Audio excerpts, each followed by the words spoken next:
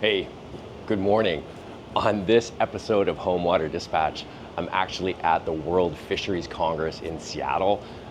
It's an amazing event. It happens every 4 years, and it brings together scientists, fisheries managers, practitioners, rights holders, you name it.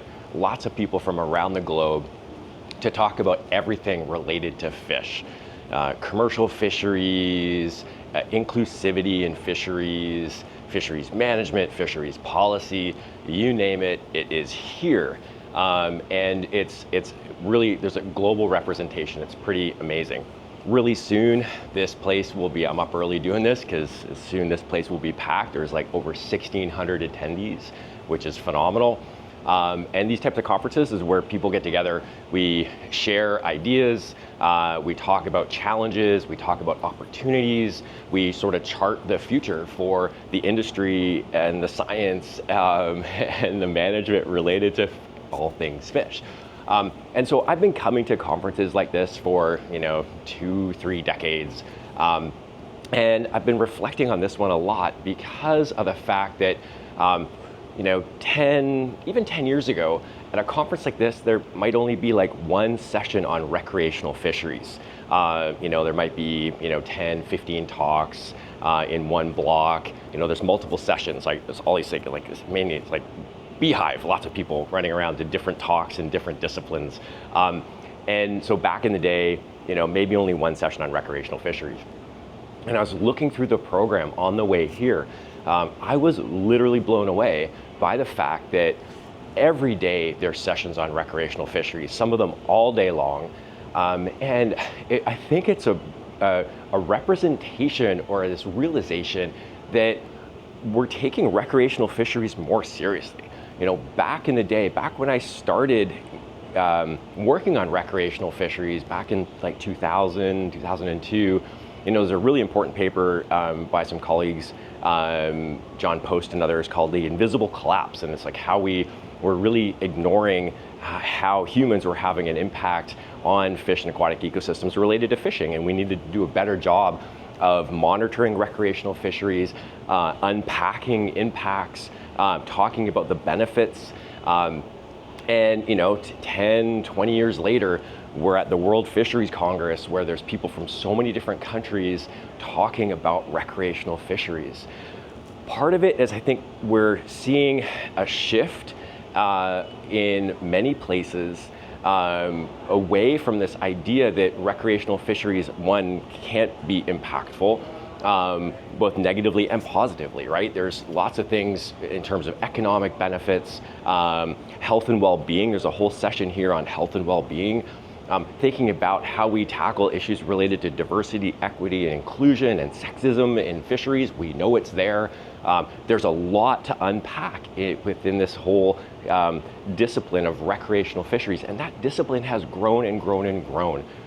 There's a huge session on technology, about best practices for catch and release, how we translate that, social science. The discipline has grown and it is continuing to grow. Started reflecting on this more and thinking about how, sorry, somebody going up the escalator kind of distracted me. Reflecting on this a little bit more, in that the fact that we're also seeing a lot of our prized commercial fisheries do kind of this thing. They're struggling. And a lot of coastal communities, people that were reliant on fish for their livelihoods, are transitioning to recreational fishing. That could be maybe a lot less impactful if it's catch and release, or if fisheries or recreational fisheries are monitored and regulated a little bit more. There's a lot to really unpack. Even how recreational fisheries can be compatible with marine protected areas. They can be.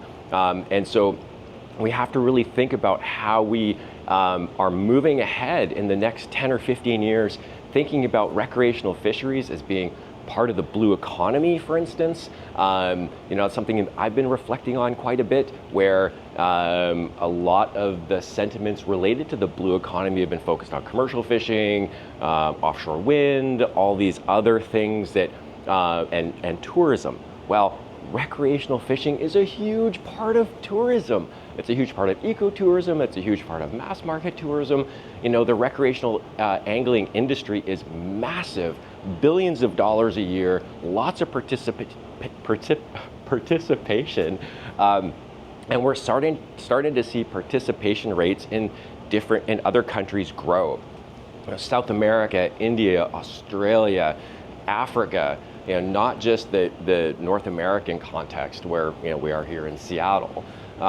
And so I'm going to probably keep this a little bit shorter than usual, but I just wanted to leave you with this reflection of the fact that we're taking recreational fishing more seriously as an industry, as a science, and also there's lots of NGOs that are working in that space, because I think we're seeing this evolution where there's this recognition that recreational fisheries are important, that recreational anglers are, although sometimes they end up being part of the problem, they're also part of the solution in terms of bringing your voice to things like policy change, management, voluntary actions like best practices for catch and release, or thinking ethically about when you're on the riverbank and advocating for your home waters, right? Or helping other people advocate for their home waters.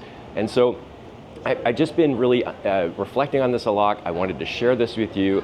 I'm probably going to maybe do another one of these from the World Fisheries Congress. It's starting to get busy behind me. I'm getting a little distracted by all these people. So anyway, check this out. We're going to talk about it more, and just ponder if you're a student or you're looking at a career in fisheries, don't ignore recreational fisheries. It's a growing discipline, not only science or social science, but policy. There's lots of other things that are really kind of growing out of this industry, and it's massive to see lots of younger people than me, graduate students, getting involved, and the discipline really growing. And again, I think it's a reflection on the fact that we're taking recreational fishing and recreational fisheries science more seriously, and recognizing that we need to do a better job in terms of management and conservation for those wonderful fish that we love to chase as anglers. So this has been Home Water Dispatch. I hope you liked my early morning ramble before this thing gets too kind of crazy and busy. All right, see you later on the next episode of Home Water Dispatch. Bye.